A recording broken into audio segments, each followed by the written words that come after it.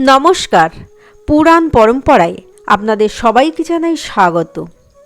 আজ পুরাণ পরম্পরা পুরাণের এমন এক বিষয় অবগত করবে যা আপনাকে শুধু বিস্মিত নয়, বিজ্ঞানকেও হার মানিয়ে দেবে।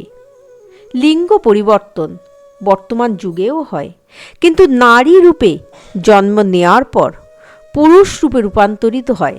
কিন্তু আবার এই পুরুষ নারী রূপে জন্ম নিয়ে সন্তান জন্ম দেওয়ার পর আবার পুরুষে রূপান্তরিত হয়। নারী পুরুষের এই লীলা খেলায় কি মর্মান্তিক পরিস্থিতি, যা আপনাকে একই সঙ্গে আশ্চর্য করবে আবার মর্মাহতও করবে। কিন্তু কেই আশ্চর্যবৎ পুরুষ, আর কেন এমন জীবনের সম্মুখীন তাকে হতে হলো? এর জন্য কে দায়ী?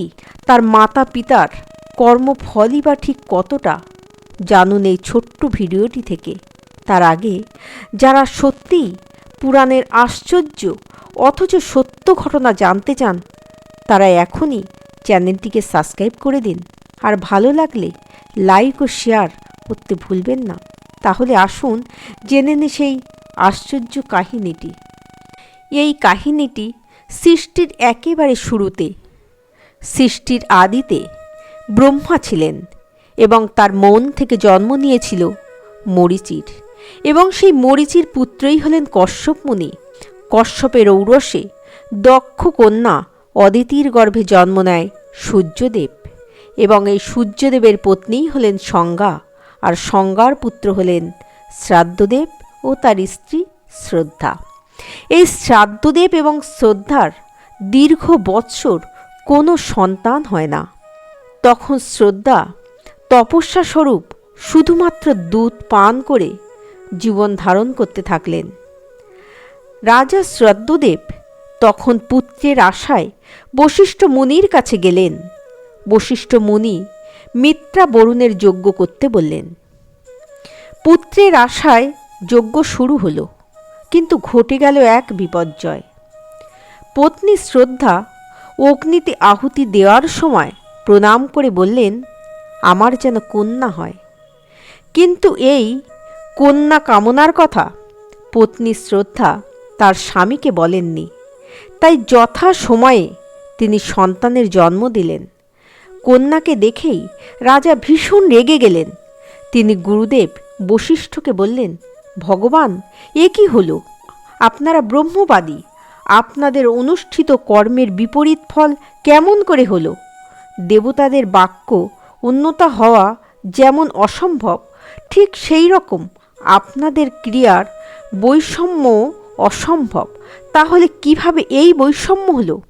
গুরু বশিষ্ঠ তখন ধ্যান করে জানতে পারলেন তার পত্নীর কন্যা নামে আহুতিরই এই ফল। গুরুদেব শ্রাদ্ধদেবকে তার পত্নীর কথা জানালেন, কিন্তু রাজা পুত্র কামনায় এতটাই উদ্বেগ ছিল যে বশিষ্ঠ বললেন, ঠিক আছে, তুমি যখন পুত্র কামনায় এতটাই ব্যাকুল, আমি তোমার কন্যা ইলাকে শ্রেষ্ঠ পুত্র করে দিচ্ছি। তখন মুনি বশিষ্ঠ সর্বশক্তিমান ভগবান নারায়ণের স্তব করতে থাকলেন। ভগবান শ্রীহরি সন্তুষ্ট হয়ে তার অভিলাষী বর প্রদান করলেন, এবং নারায়ণ প্রদত্ত ক্ষমতার প্রভাবে মুনি বশিষ্ঠ রাজা শ্রাদ্ধদেবের কন্যা ইলাকে পুত্রে রূপান্তরিত করলেন, আর এই পুত্রের নাম রাখলেন সুদুম্ন। কিন্তু চমক এখানেই শেষ নয়। এই সুদুম্ন বড় হয়ে রাজ্য পরিচালনার ভার নিলেন। একদিন মহারাজ সুদুম্ন কিছু সঙ্গীদের নিয়ে মৃগয়া করতে বেরলেন। যেতে যেতে তিনি উত্তর দিকে বহু দূরে চলে গেলেন। অবশেষে তিনি মেরু পর্বতের পাদদেশে এক বনে গিয়ে হাজির হলেন। কিন্তু বনের অপূর্ব দৃশ্য দেখে তার হৃদয় তৃপ্তিতে ভরে গেল। যে দৃশ্য যুগ যুগ তপস্যা করলেও পায় না, তা আজ তার চোখের সামনে। তিনি দেখলেন ভগবান শঙ্কর পার্বতীকে সাথে নিয়ে বনে বিহার করছেন। তিনি সেই অপূর্ব দৃশ্যটি উপভোগ করতে করতে আস্তে আস্তে বনে প্রবেশ করলেন। কিন্তু বনের ভেতরে ঢুকতেই ঘটে গেল আবার এক অলৌকিক ঘটনা। হঠাৎ তিনি দেখলেন বীরবর সুদুম্ন স্ত্রীরূপ ধারণ করছেন এবং তার সাথে যে ঘোড়াটি ছিল সেও ঘটকিতে পরিণত হয়েছে। তখন তিনি তার পেছনে থাকা অনুচরের দিকে দৃষ্টিপাত করলেন। দেখলেন এ কি আশ্চর্য ব্যাপার, সকলেই কন্যারূপ ধারণ করেছে। এই রকম লিঙ্গ পরিবর্তন দেখে সকলে বিমনা হয়ে পড়ল। কি করবে কিছুই ভেবে না পেয়ে তারা ওই বনের ভেতরেই ঘুরে বেড়াতে থাকল। সেই সময় চন্দ্রপুত্র বুধ দেখতে পেলেন যে অনেক স্ত্রীগণের সহিত এক অপরূপ সুন্দরী রমণী তার আশ্রমের চারিদিকে ঘুরে বেড়াচ্ছে। তখন ওই সুন্দরী রমণীকে দেখে চন্দ্রপুত্র বুধের হৃদয়ে রমণীকে পাওয়ার বাসনা জাগ্রত হল। তিনি তখন রমণীকে পত্নীরূপে পেতে চাইলেন। তখন কন্যারূপা সুদুম্ন তাকে পতিরূপে বরণ করলেন। এই বনের আশ্রমেই বুধের পত্নী হিসাবে বেশ কিছুকাল কেটে গেল।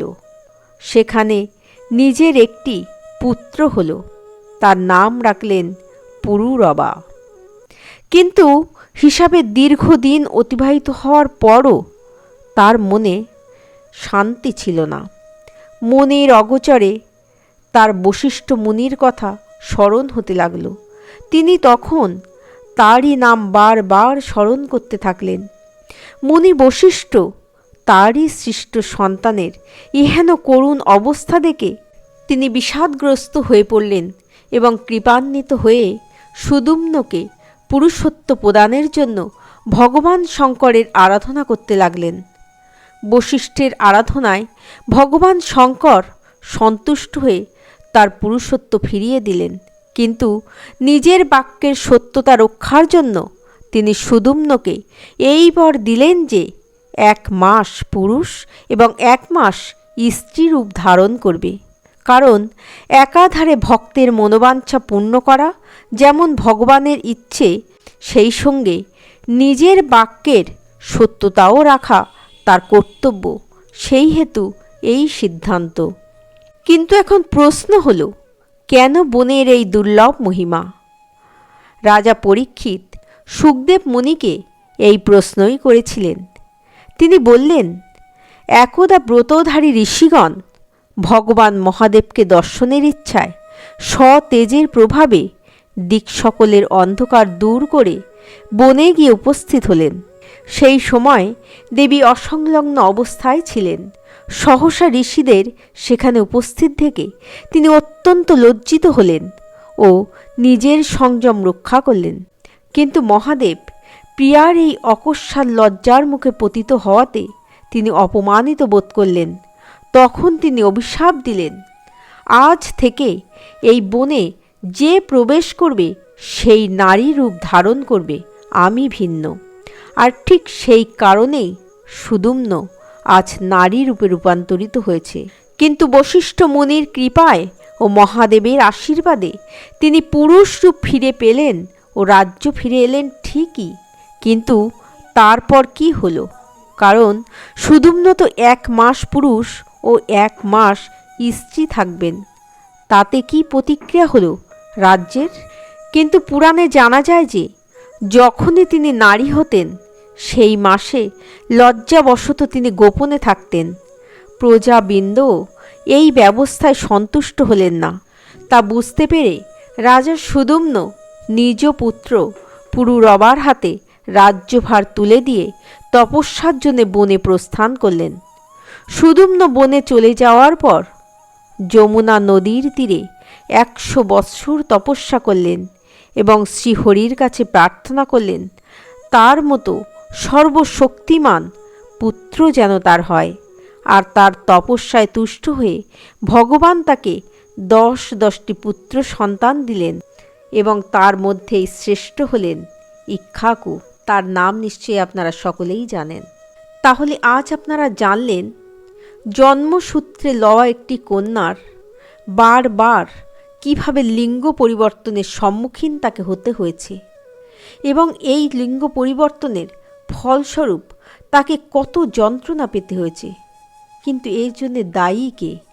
সেই কন্যার সন্তান কে, নাকি তার কর্ম, নাকি তার পিতা মাতার কর্মফল? এই প্রশ্ন আপনাদের কাছেই রইল। আজ এই পর্যন্ত। সকলে ভালো থাকবেন, সুস্থ থাকবেন।